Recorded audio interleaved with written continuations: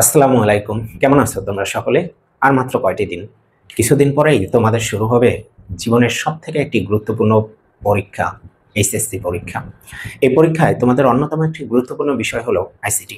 খুব কি ভয়ে আছো আইসিটি নিয়ে? তাহলে আজকে একটু দেখে নাও আমার সাথে আইসিটির প্রথম অধ্যায়টা কত সহজে আমরা একটা কিছু ট্রিক্স অ্যাপ্লাই করে খুব সহজে আমরা পড়ে নিতে পারি। তোমাদের অনেকেরই একটা সমস্যা হলো যে তুমি ঠিকই টপিকগুলো নিয়ে ধারণা আছে, টপিকগুলো পড়তেছো, কিন্তু উদ্দীপক দেখে তুমি ধরতে পারো না যে এই উদ্দীপকের অ্যান্সারটা আমার এই টপিকে যাবে। তো এজন্যই তোমাদের আজকে আমি প্রথম অধ্যায়ের কিছু ট্রিক্স নিয়ে হাজির হয়েছি, যাতে তোমরা এই বিষয়গুলো দেখে খুব সহজেই তুমি অ্যান্সারটি আয়ত্তে নিয়ে আসতে পারো এবং খুব সহজে বুঝতে পারো যে আমার উদ্দীপকে কোন টপিকটা থাকলে আমাকে কোন টপিকে অ্যান্সার নোট করে লিখে দিতে হবে সেখানে। তো ফার্স্টটাকে যে জিনিসটা একটু মাথায় রাখবা, তোমাদের এই চ্যাপ্টার থেকে অবশ্যই কিন্তু একটা সিকিউ কমন পাবা। তাহলে একটা সিকিউ যদি আসে তাহলে 100% এখানে 100% এখান থেকে তুমি 10 মার্ক কমন পাবা, কিন্তু এটা মাথায় রাখো। ক খ প্লাস গ ঘ এটা মিলে তুমি 10 মার্ক। আজকে আমরা যে কয়টা টপিক নিয়ে আলোচনা করব, তুমি যদি একটু সময় দিয়ে এগুলো দেখে নাও তাহলে অবশ্যই এখান থেকে তুমি 10 মার্ক কমন নিয়ে আসতে পারবা। প্রথম যে টপিকটা আসে, দেখো ভিআর অর্থাৎ কি ভার্চুয়াল রিয়ালিটি। এখন এই জিনিসটা একটু খেয়াল করো, ভার্চুয়াল রিয়ালিটি নিয়ে যদি তোমার দেখো কোনো উদ্দীপক আসছে, তাহলে উদ্দীপকের ভিতরে অবশ্যই তুমি খেয়াল করে দেখবা এই বিষয়গুলোর যে কোনো একটা কথা অবশ্যই উল্লেখ থাকবে। যেমন তোমার থাকতে পারে ঘরে বসে ড্রাইভিং প্রশিক্ষণ, অথবা থাকতে পারে সিমুলেটেড সফটওয়্যার, অথবা থাকতে পারে টেলিপ্রেজেন্স। এই বিষয়গুলো দেখবা এর ভিতরে যে কোনো একটা ওয়ার্ড, যে কোনো একটা শব্দ, যে কোনো একটা অংশ ওখানে তুমি পাবাই। তাহলে এর ভিতরে যদি যে কোনো কিছু তুমি ওখানে উল্লেখ করা পাও, তাহলে বুঝতে হবে আমার অ্যান্সারটা কোথাকার, ভার্চুয়াল রিয়ালিটির। এর সাথে অবশ্যই আরো কিছু কথা তোমাকে ওখানে বলতে পারে। যেমন আমরা জানি ভার্চুয়াল রিয়ালিটির ক্ষেত্রে ত্রিমাত্রিক পরিবেশ তৈরি হয়। তাহলে এখানে কিন্তু আমি ভার্চুয়াল রিয়ালিটিতে এখানে লিখতে পারি 3D, অর্থাৎ ত্রিমাত্রিক পরিবেশ এখানে কি হয়, তৈরি হয়। তাহলে কোথাও যদি তুমি উল্লেখ করা দেখো যে ত্রিমাত্রিক পরিবেশ অথবা 3D এই জাতীয় কোনো কিছু উল্লেখ করা আছে, তাহলেও বুঝে নেবা ভাইয়া সেটা অবশ্যই কি আমার ভার্চুয়াল রিয়ালিটি। তখন আমি কি করব, ওই ভার্চুয়াল রিয়ালিটির অংশ থেকে আমার যা যা পড়া আছে আমি সেই বিষয়গুলো দিয়েই কিন্তু অ্যান্সারটাকে সুন্দর করে সাজায় গোছায় লিখে আসবো। 2 নম্বরে যে কথাটা মাথায় রাখবা সেটা হলো ক্রায়ো সার্জারি। এটা কিন্তু তোমাদের জন্য খুবই খুবই খুবই গুরুত্বপূর্ণ একটি অংশ, ক্রায়ো সার্জারি। এই ক্রায়ো সার্জারি থেকে যদি প্রশ্ন আসে তাহলে তোমার কাছে কয়েকটা টপিক উল্লেখ চাপবে, ওখানে উল্লেখ করা থাকবে। যেমন নিম্ন তাপমাত্রার চিকিৎসা পদ্ধতি। তুমি যদি প্রশ্নের কোথাও লেখা দেখো যে নিম্ন তাপমাত্রার চিকিৎসা পদ্ধতি, এই ওয়ার্ড বা অংশটা উল্লেখ আছে, বুঝে নিবা ওটার অ্যান্সার একটাই, সেটা হলো ক্রায়ো সার্জারি। অথবা যদি ওইখানে লেখা দেখো আছে সূক্ষ্ম সুই ব্যবহার করা হলো, তাহলেও ক্রায়ো সার্জারি। যদি দেখো রক্তপাতহীন চিকিৎসা, তাহলেও বুঝতে হবে সেটা কি আমার ক্রায়ো সার্জারি। এরপর যদি দেখো টিউমার অপারেশন, তাহলেও বুঝতে হবে সেটা আমার ক্রায়ো সার্জারি। এরপর যদি দেখো তুমি ক্যান্সার চিকিৎসা অথবা অসুস্থ কোষ নষ্ট, এই সব কয়টির অ্যান্সার একটি, সেটি হলো কি ক্রায়ো সার্জারি। এখন আসো ভাইয়া, ক্রায়ো সার্জারি থেকে আমাকে কি কি বিষয়গুলো পড়ে নিতে হবে। ক্রায়ো সার্জারি থেকে তোমাকে সব থেকে গুরুত্ব দিয়ে যে বিষয়টা পড়তে হবে সেটা হলো ক্রায়ো সার্জারিতে তুমি কোন কোন উপাদান ব্যবহার করো। যেমন আমরা তরল নাইট্রোজেন ব্যবহার করি, এর সাথে আরো অনেক কিছু আছে। ক্রায়ো সার্জারি টেম্পারেচার কত লাগবে, তুমি যে ক্রায়ো সার্জারি ব্যবহার করবা সেই তরল উপাদানগুলোর জন্য নির্দিষ্ট টেম্পারেচার আছে, সেই টেম্পারেচারটা তোমাকে অবশ্যই মুখস্থ করে নিতে হবে বই থেকে, এবং মানটা যেন সঠিক হয়। এরপরে তুমি এখান থেকে পড়বা তোমার ক্রায়ো সার্জারির সুবিধা, ক্রায়ো সার্জারির অসুবিধা, ব্যাস এনাফ। এতটুকু যদি তুমি ওখানে সুন্দর করে লিখতে পারো, যথেষ্ট তুমি ফুল নাম্বার পাওয়ার জন্য। এরপর আসো আমাদের আরেকটি গুরুত্বপূর্ণ অংশ, সেটি হলো মোস্ট ইম্পর্টেন্ট বায়োমেট্রিক্স। বায়োমেট্রিক্স অর্থাৎ কোনো ব্যক্তিকে কি অদ্বিতীয়ভাবে শনাক্ত করা। এখন দেখো বায়োমেট্রিক্স অংশটা যখন তুমি পাবা উদ্দীপকে, অবশ্যই এর ভিতরে কিছু জিনিস দেখবা বা কিছু অংশ, কিছু পার্ট ওই উদ্দীপকে উল্লেখ থাকবে। হয়তো দেখবা মানুষ শনাক্তকরণ অথবা ব্যক্তি শনাক্তকরণ, অথবা তোমার লেখা থাকবে ফিঙ্গারপ্রিন্ট, অথবা লেখা থাকবে দরজা খোলা, অথবা লেখা থাকবে আইরিশ স্ক্যান, অথবা লেখা থাকবে মৃত ব্যক্তি শনাক্তকরণ, অথবা বলা থাকবে বিশেষ যন্ত্রের দিকে তাকানো। অর্থাৎ তোমাকে এরকম প্রশ্নটা করতে পারে যে তুমি একটি অফিসে গেলা, অফিসে গিয়ে দরজার সামনে একটি বিশেষ যন্ত্র লাগানো, তুমি সেই যন্ত্রের দিকে তাকালা, দরজাটি খুলে গেল। তাহলে বুঝতে হবে কোনো যন্ত্রের দিকে তাকানোর ফলে দরজা খোলা মানে রেটিনা স্ক্যান বা আইরিশ স্ক্যান। এরপর যদি আমাকে বলে সিম কিনতে গেলাম, তাহলে সিম কেনার জন্য আমরা আঙ্গুলের ছাপ ব্যবহার করি, এটা হলো আমাদের ফিঙ্গারপ্রিন্ট। অনেক সময় আবার দেখবা যে কোনো দরজার সামনে যে আমাদের সম্পূর্ণ হাতের তালুটা একটা ডিভাইসে বসানোর কথা বলা হইলো, যখন এই জাতীয় কোনো কিছু বলা হবে তখন বুঝে নিবা সেটা হলো হ্যান্ড জিওমেট্রি। এই যতগুলা কথাই আসুক, এরপর আরেকটি কথা এখানে বলা আছে, দেখো মৃত ব্যক্তি শনাক্তকরণ। যখন মৃত ব্যক্তি শনাক্তকরণের কথা আসবে অবশ্যই তোমাকে বুঝতে হবে সেখানে আমার ডিএনএ অ্যানালাইসিসের প্রয়োজন আছে।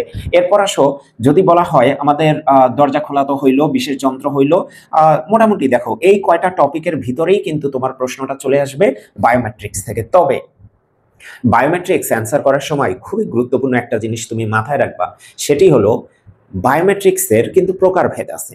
এই প্রকারভেদটা বুঝে তারপরে কিন্তু তোমাকে অ্যান্সারটা করতে হবে। যদি বলে আঙ্গুলের ছাপ তখন কিন্তু সেটা ফিঙ্গারপ্রিন্ট, যদি বলে তোমার ডিভাইসের দিকে তাকানো তখন কিন্তু সেটা রেটিনা স্ক্যান অথবা আইরিশ স্ক্যান, যদি বলে তোমার মুখের আকৃতি তখন কিন্তু সেটা হবে ফেস রিকগনিশন। এরপর যদি আমাকে বলে যে মৃত ব্যক্তি, একজন ব্যক্তি মারা গেছে, তখন তাকে আমি কিভাবে শনাক্ত করব? মৃত ব্যক্তির কখনো ফিঙ্গারপ্রিন্ট অথবা রেটিনা এগুলো তো কাজ করবে না, তখন আমার একটাই উপায়, সেটি হলো তার ডিএনএ অ্যানালাইসিস। তাহলে ভালো করে এই জিনিসগুলো মাথায় রাখবা। আর এই অংশটা তোমাদের জন্য আবারও বলতেছি আমি যে বায়োমেট্রিক্স এটা কিন্তু তোমাদের জন্য সব থেকে বেশি ইম্পর্টেন্ট বায়োমেট্রিক্স। এবার আসো ন্যানো টেকনোলজি। বর্তমান যুগটা ন্যানো টেকনোলজির যুগও বলা যায় কিছুটা। কেন? তুমি ভাবে দেখো, যে কোনো কিছু আগের থেকে কিন্তু আস্তে আস্তে আস্তে আস্তে টেকনোলজির মাধ্যমে আমরা ছোট করে নিয়ে আসছি। যেমন একটি যদি উদাহরণ দেই, তোমাদের বাসায় টিভি দেখবা, আজ থেকে 10 বছর আগে টিভিগুলা আকৃতিতে অনেক বড় ছিল, কিন্তু বর্তমানে টিভিগুলা অনেক পাতলা হয়ে গেছে, যেটাকে আমরা বলি LCD TV, LED TV, plasma TV. এইগুলা দেখবা ওজনে হালকা, প্লাস তার সাইজ বলো আকৃতি বলো খুবই স্লিম। এখন কথা হলো প্রযুক্তি কি কমে গেছে? না ভাইয়া, আগের থেকে কিন্তু ওর ভিতরে প্রযুক্তি আরো অ্যাড হয়েছে, অনেক বাড়ছে, কিন্তু তবুও কিন্তু দেখো তার সাইজটা আগের থেকে অনেক ছোট হয়ে আসছে। কেন?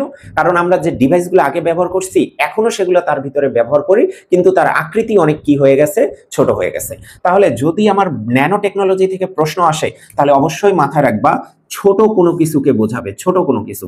এখন সেই ছোট কোনো কিছু হইতে পারে এইচডিডি, অর্থাৎ আমার হার্ড ডিস্ক হইতে পারে। আচ্ছা, এরকম আরো অনেক কিছু আছে। এরপর তোমার কাছে যদি বলে খাবার সংরক্ষণ, যেমন চিপসের প্যাকেট, তোমরা খেয়াল করে দেখবা তোমরা খাবারের জন্য যে চিপসটা খাও সেই চিপসের প্যাকেটের ভিতরে দেখবা একটা সিলভার কালারের প্রলেপ থাকে, এটা কিন্তু ব্যবহার করা হয় কি আমাদের ন্যানো টেকনোলজি।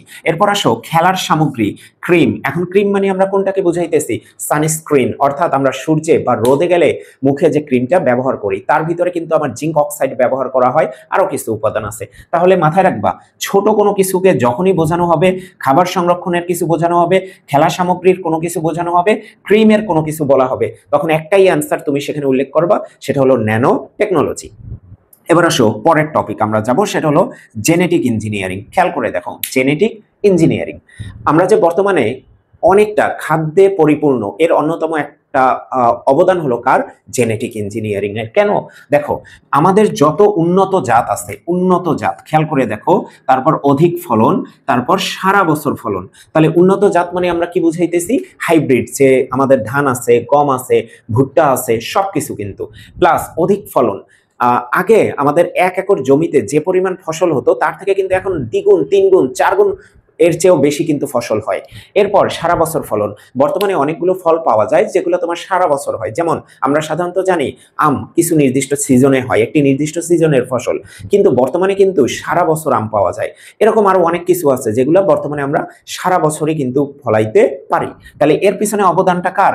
জেনেটিক ইঞ্জিনিয়ারিং এর। তাহলে মাথায় রাখবা, যদি কোথাও তুমি লেখা দেখো উদ্দীপকে উন্নত জাত, অধিক ফলন, সারা বছর ফলন, এই জাতীয় কোনো অংশ আছে, তাহলে বুঝে নিবা সেটার অ্যান্সার হলো কি আমাদের জেনেটিক ইঞ্জিনিয়ারিং। এরপরে আসো ভাইয়া রোবোটিক্স। খেয়াল করে দেখো রোবোটিক্স এই ওয়ার্ডটার সাথে অবশ্যই তোমরা পরিচিত। কেন? কারণ বর্তমানে অ্যাভেলেবেল আমরা সব জায়গায় কিন্তু রোবট দেখতে পারি। এমন কোনো জায়গা নাই, এমন কোনো সেক্টর নাই যেখানে কিন্তু আমরা রোবটের ব্যবহার পাই না।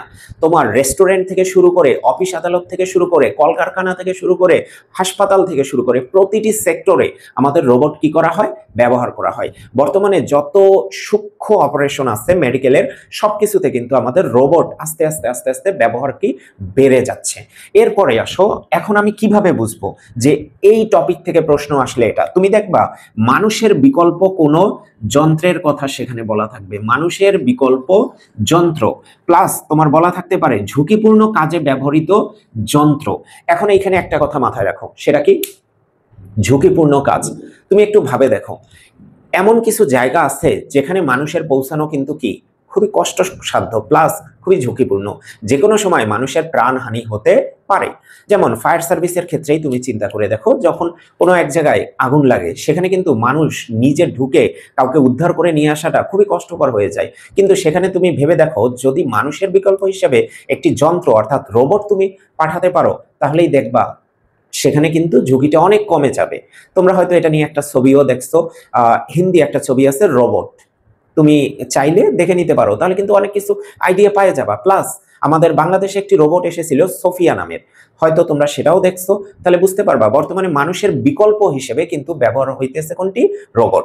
তাহলে এই কথাগুলা যদি কোথাও তুমি উল্লেখ পাও উদ্দীপকের কোথাও, তাহলে বুঝতে হবে সেটার অ্যান্সার আমি কোনটি লিখবো, রোবোটিক্স বা রোবট। সর্বশেষ আমাদের জন্য যে জিনিসটা একটু মাথায় রাখবো, এআই অর্থাৎ আর্টিফিশিয়াল ইন্টেলিজেন্স। এখন আর্টিফিশিয়াল ইন্টেলিজেন্স কি ভাইয়া? কোনো যন্ত্র যদি মানুষের মতো চিন্তা করার ক্ষমতা লাভ করে, ধরো আমাদের কোনো একটা বিষয়ে সিদ্ধান্ত গ্রহণের দরকার, আমরা তাৎক্ষণিকভাবে কিন্তু সেই বিষয়টা নিয়ে সিদ্ধান্ত নিতে পারি।